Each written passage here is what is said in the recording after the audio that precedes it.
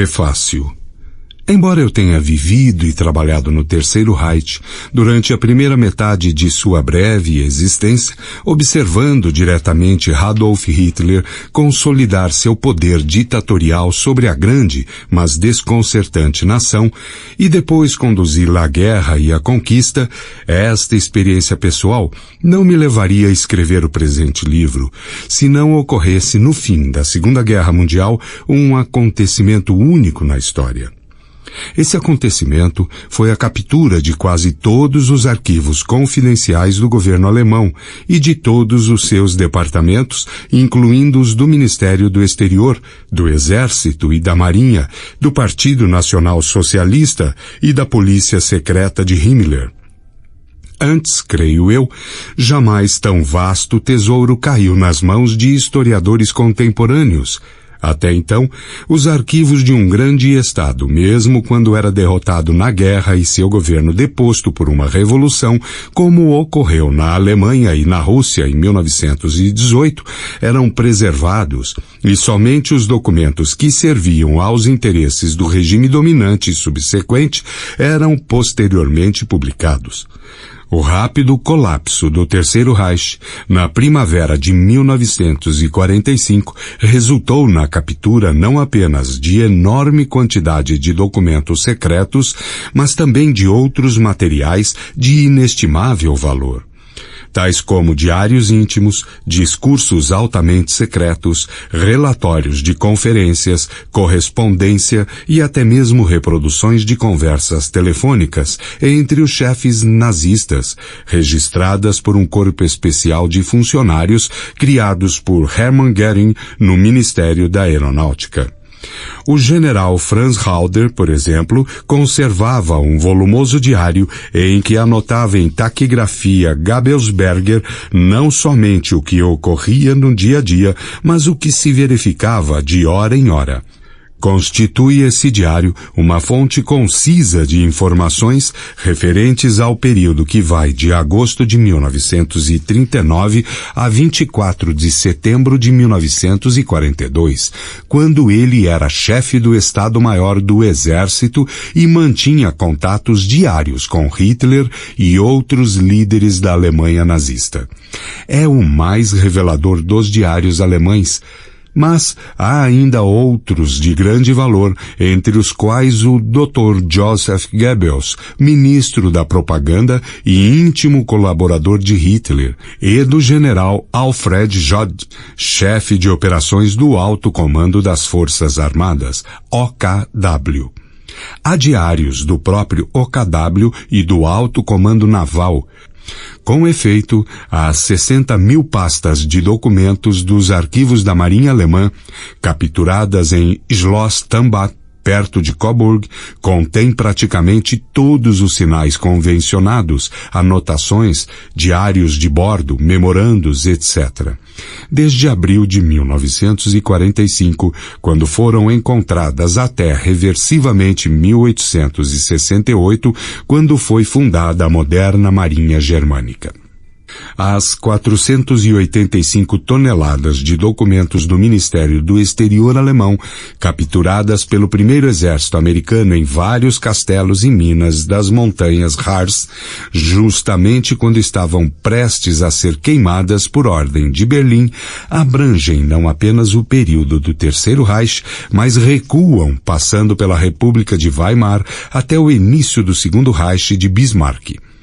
Durante muitos anos, após a Segunda Guerra Mundial, toneladas de documentos nazistas permaneceram selados num depósito do Exército Norte-Americano situado em Alexandria, Virgínia, sem que nosso governo demonstrasse sequer interesse em abrir tais pacotes, a fim de ver que espécie de documentos de valor histórico poderiam conter.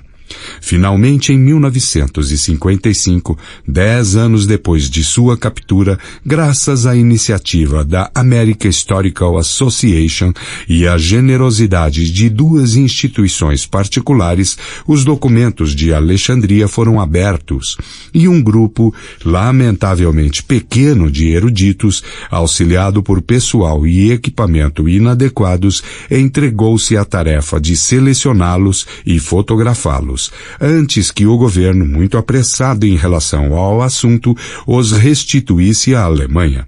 Tais documentos constituíram rico achado.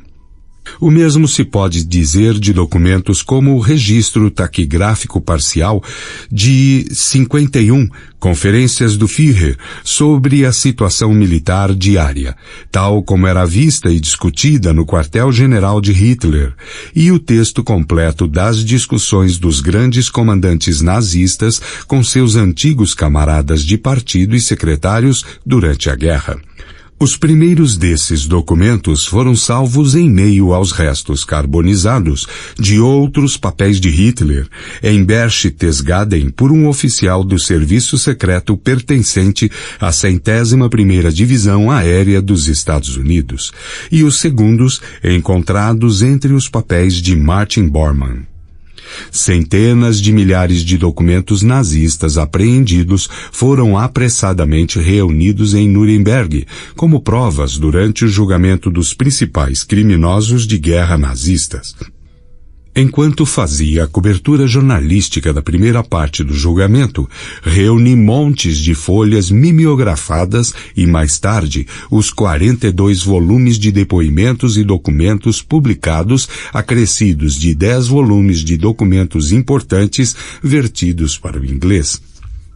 O texto de outros documentos, publicados numa série de 15 volumes acerca dos 12 julgamentos efetuados em Nuremberg, foi-me valioso, embora muitos papéis e depoimentos tenham sido omitidos.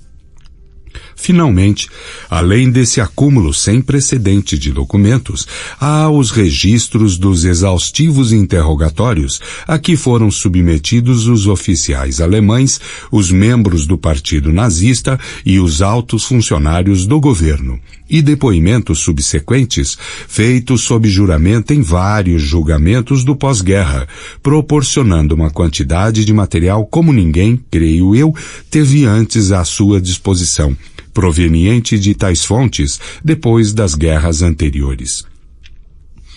Não li, por certo, toda essa atordoante quantidade de documentos, pois isso estaria muito além da capacidade de um só indivíduo.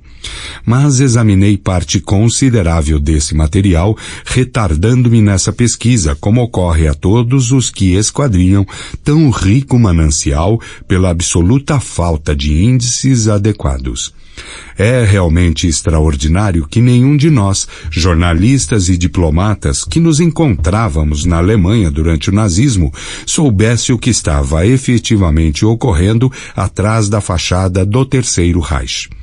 Uma ditadura totalitária, pela sua própria natureza, age com grande sigilo e sabe como manter esse sigilo longe dos olhares percrustadores dos estranhos. Era bastante fácil registrar e escrever os simples, excitantes e, não raro, revoltantes acontecimentos que se verificavam no Terceiro Reich, a ascensão de Hitler ao poder, o incêndio de Reichstag, o expurgo sangrento de Rom, o Anschluss, anexação da Áustria, a capitulação de Chamberlain e Daladier em Munique, a ocupação da Tchecoslováquia, os ataques contra a Polônia, a Escandinávia, o Ocidente, os Balcãs e a Rússia, os horrores da ocupação nazista e dos campos de concentração, e a liquidação dos judeus. Mas as decisões fatais tomadas secretamente, as intrigas, as traições, os motivos e as aberrações que conduziam a tais decisões, os papéis desempenhados pelos atores principais nos bastidores, a extensão do terror que exerciam e a técnica de que se valiam para implantá-lo. Tudo isso e muito mais permaneceu em grande parte oculto até surgirem os documentos secretos alemães. Talvez se possa pensar que ainda é muito cedo para alguém tentar escrever uma história do Terceiro Reich, que tal tarefa deveria ser deixada para uma geração posterior de escritores a quem o tempo proporcionasse melhor perspectiva dos acontecimentos. Constatei que essa opinião prevalecia particularmente na França, quando para lá me dirigi a fim de fazer algumas pesquisas. Os historiadores não deviam abordar nada que fosse mais recente do que a era napoleônica, disseram-me. Essa opinião é bastante ponderável. A maioria dos historiadores aguardou 50, 100 anos ou mais antes de tentar escrever uma narração da vida de um país, de um império, de uma época. Mas não seria isso devido principalmente ao fato de levarem mais tempo a vir à luz os documentos pertinentes que lhes fornecessem o material autêntico de que necessitavam? E, embora ganhassem perspectiva, acaso não se perdia alguma coisa devido ao fato de faltar aos autores necessariamente um conhecimento pessoal da vida e dos ambientes em que viveram as figuras históricas sobre as quais escreviam? No caso do Terceiro Reich, que é caso único, quase todo o material documental se tornou disponível quando de sua queda, sendo enriquecido pelo testemunho de todos os líderes militares e civis sobreviventes, alguns dos quais foram posteriormente executados. Dispondo de fontes incomparáveis de pesquisa e tendo ainda vivos na memória não só a lembrança da vida na Alemanha nazista, mas também o aspecto físico, a conduta e a natureza dos homens que a governavam, sobretudo Adolf Hitler, decidi tentar escrever a história da ascensão e queda do Terceiro Reich. Vivi durante toda a guerra, observa Tucídides em sua História da Guerra do Peloponeso, um dos maiores livros de história já escritos, numa idade em que me era dado compreender os acontecimentos e dedicava-lhes atenção a fim de conhecer a verdade exata a respeito deles.